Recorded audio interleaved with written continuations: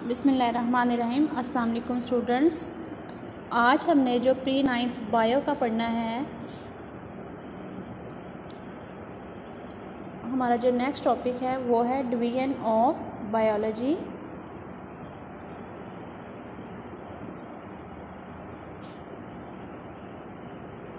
Three divisions हैं इसकी। Number 1 zoology,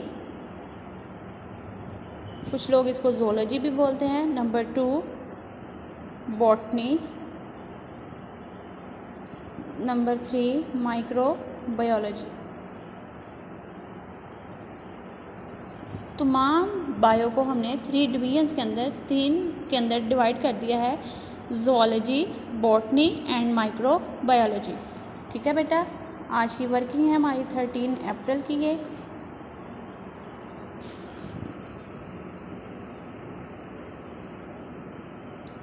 unit number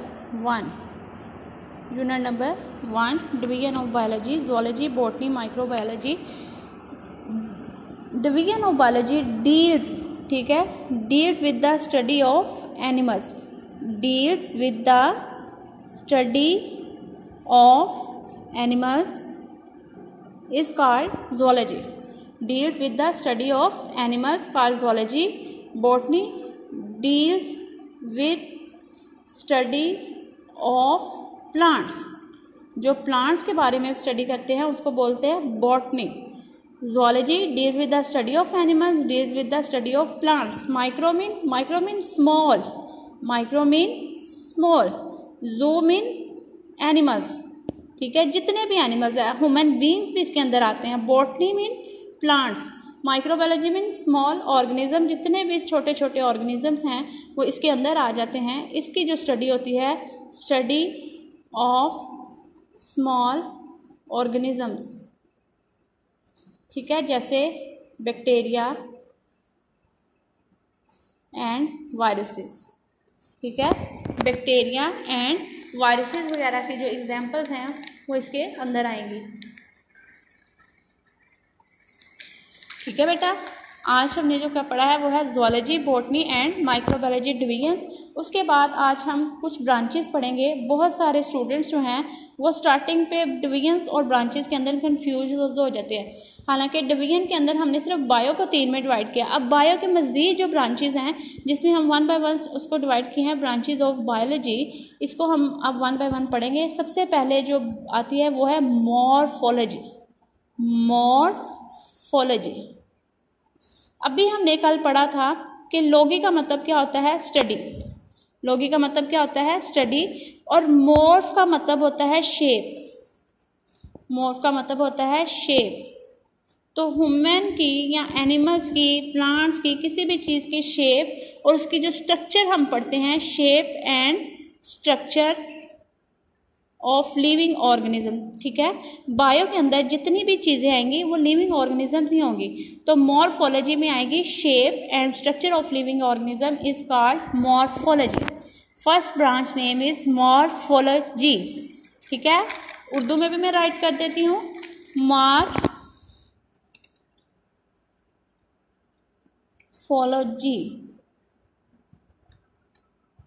या इसको आप इस तरह से भी लिख सकते हैं, morphology.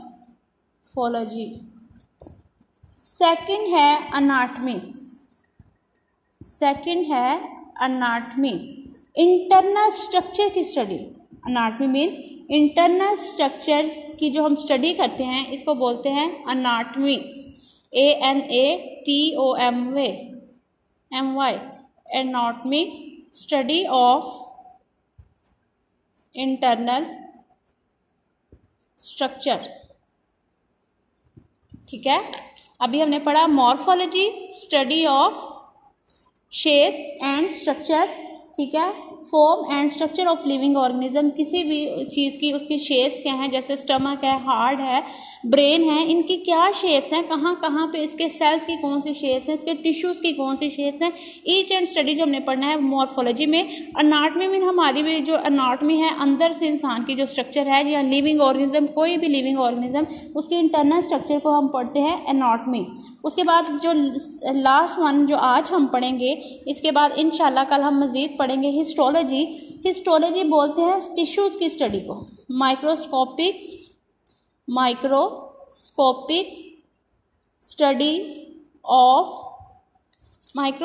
Study of tissues is called histology. ठीक है, माइक्रोस्कोपिक जो स्टडी है टिश्यूज़ की, इसको क्या बोलते हैं? हिस्टोलॉजी।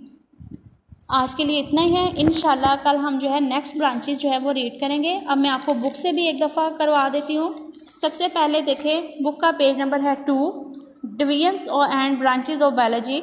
सबसे पहले हमने डिवीजन में पढ़ा zoology. The division of biology deals with the study of animals. Botany, the division of biology deals with the study of plants. Microbiology, the division of biology deals with the study of microorganism such as bacteria. ठीक है, उसके बाद branches आ जाती हैं। अभी हमने जो है वो 3 ब्रांचेस पढ़ी हैं, morphology, anatomy and histology. This branch deals with the study of form and structure of living organism. Anatomy, study of internal structure is called anatomy. The microscopic study of tissues is called histology. ठीक है बेटा, आज के लिए सिर्फ इतना ही है। इंशाल्लाह कल जो है हम इसको नेक्स्ट करेंगे। आपने क्या करना है, अपनी नीट नोटबुक्स के ऊपर पहले डिवीजन्स की देनी है, जैसे मैं बाकायदा आपको क्लास में काम करवाती थी, हेडिंग देनी है और उसके बाद आपने इनको नीचे लिखना है। यहाँ तक आपने अपनी नीट नोटबुक्स पे लिख लेना है। इंशाल्लाह नेक्स्ट मंडे हम जो है वो नोटबुक्स मंगवा के उनको मैं साथ साथ चेक भी कर लूँगी। ठीक है, तो आपने अपनी वर्किंग जो है वो डिले नहीं करनी।